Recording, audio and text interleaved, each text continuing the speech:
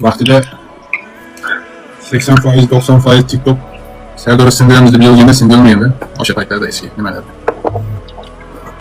Serdor sinmaydi. Lekin o'yin bu albatta, o'yin. Begona qilganda hech kim demasdi. Ha dedi. Flash qilgan. Serdor mesela. Begona qilganda hech kim demasdi. Odamlar sizni shunaqa yaqin olgan kunlarda sizga arazlanyaptilar, buni tushunyapsizlar. Anaqa ishimiz yo'q, boshqasi qilganda indamasdi. Hech efirga bo'lmasdi, yozishgan. Lekin sizni yaqin olgan odamlar sizdan kutmaydi deydilar.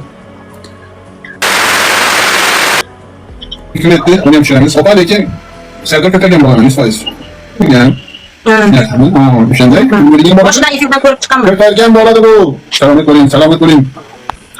Onaqa kim tutamıydı, hech kim yo'q. Serdar yelkasiga ko'targan. Yelkasiga ko'targan. To'g'ri. Ko'pchilik mensimayganda so'ktingda o'bani olib ko'targan. Yongan, men nima qilgan qarash. To'g'rimi?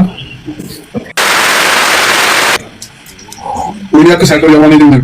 Yo'qlar, shu TikTokda en oxir odam qoladi, o'sha men boraman Serdar yomon edim. Shuni bilib turayapti. Serdar jigar bo'ladi. Sardor ikkovimizni bir-birimizni tushunganimizcha ancha-muncha tushunolmaydi. Meni xarakterim kelib bo'lsa, Sardor tushunadi. Sardorning xarakteri kelib bo'lsa, men tushunaman. Dubayda ham men ko'p guvoh bo'lganman. Bechara so'kib tashlasam ham biladi, indalmay o'tirdi.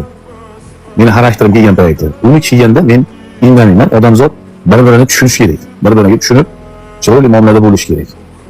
Odamning yaxshiligini bilish kerak. Men 50 ta odam bilan qolib ketgan paytim, men o'zim Sardorga yozganman. Menga yordam qilgan Sardor deb.